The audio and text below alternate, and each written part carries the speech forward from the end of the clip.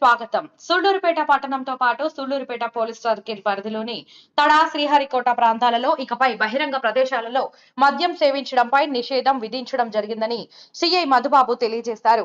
తిరుపతి జిల్లా ఎస్పీ ఆదేశాల మేరకు పట్టణంలోని 12 చోట్ల సిఐ మధుబాబు స్వయంగా పోలీస్ వారి హెచ్చరిక బోర్డులను ఏర్పాటు చేయించారు. సూళ్లూరుపేట ప్రాంతంలో ఇక నుంచి బహిరంగ మద్యం సేవిస్తే కఠిన చర్యలు తప్పవని సిఐ మధుబాబు తెలియజేశారు.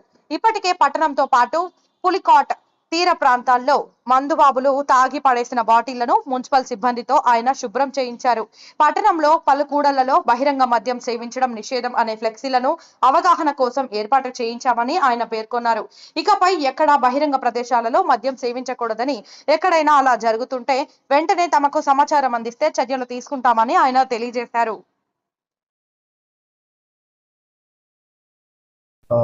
గత 2-3 రోజుల నుంచి మన సూళ్లూరుపేట పట్టణంలో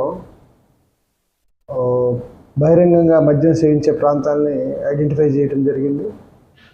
అదేవిధంగా అక్కడ పేరుకుపోయిన వ్యర్థాలని, సీసాలు అయితేనేమి, వాటర్ బాటిల్స్ అయితేనేమి, అటువంటి వ్యర్థాలంతా కూడా క్లీన్ చేసే కార్యక్రమాన్ని చేపట్టాము. గౌరవనీయులైన మా జిల్లా ఎస్పీ గారి ఆధ్వర్యంలో సూచనల మేరకు మా డిఎస్పీ గారి ఆధ్వర్యంలో ఈ కార్యక్రమాన్ని చేపట్టడం జరిగింది. దీనిలో భాగంగా అక్కడ క్లీన్ చేసిన తర్వాత అక్కడ హెచ్చరిక బోర్డులు కూడా తగిలించడం జరిగింది. ఈ ప్రదేశంలో మద్యం సేవించరాదు, సేవించిన వారిపై కఠిన చర్యలు తీసుకోవడం జరుగుతుందని. అదేవిధంగా మేము గత కొద్ది రోజుల నుంచి ఓపెన్ బూజింగ్ కేసులు బాగా పెంచడం జరిగింది.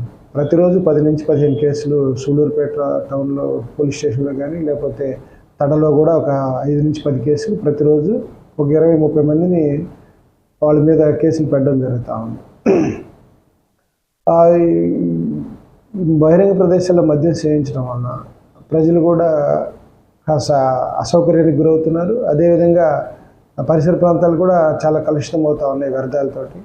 దీన్ని నివారించాలనే ఉద్దేశంతో మా ఎస్పీ గారు ఇచ్చిన ఆదేశాల మేరకు తక్షణంగా రంగంలోకి దిగి వాటిని మున్సిపల్ వారి సహకారంతో కొంత తీసేసాము. ఇంకా తీసేసే కార్యక్రమం కొనసాగుతూ ఉంది. కాబట్టి అందరూ కూడా సహకరించి బహిరంగ ప్రదేశాల్లో మద్యం సేవించే కార్యక్రమాన్ని మానుకోవాలని అందరికీ చెప్తున్నాము. అట్లా కాకుండా బహిరంగ ప్రదేశాల్లో మద్యం సేవిస్తే అటువంటి వారిపైన భవిష్యత్తులో ఎఫ్ఐఆర్లు కూడా కడతామని చెప్తా ఉన్నాము. వాటి మీద కఠిన చర్యలు తీసుకుంటాము. దయచేసి అందరూ కూడా సహకరించాలి. మన ప్రదేశాలని, ప్రాంతాలను కూడా శుభ్రంగా పెట్టాలి. ఈ మద్యం తాగడం వల్లే గొడవలకి ప్రధాన కారణం అవుతుంది. కాబట్టి ఎవరు కూడా బహిరంగ ప్రదేశాల మద్యం సేవించి గొడవలు దిగిన వారిపైన కూడా మేము కఠినమైన చర్యలు తీసుకుంటాం తెలియజేస్తాం.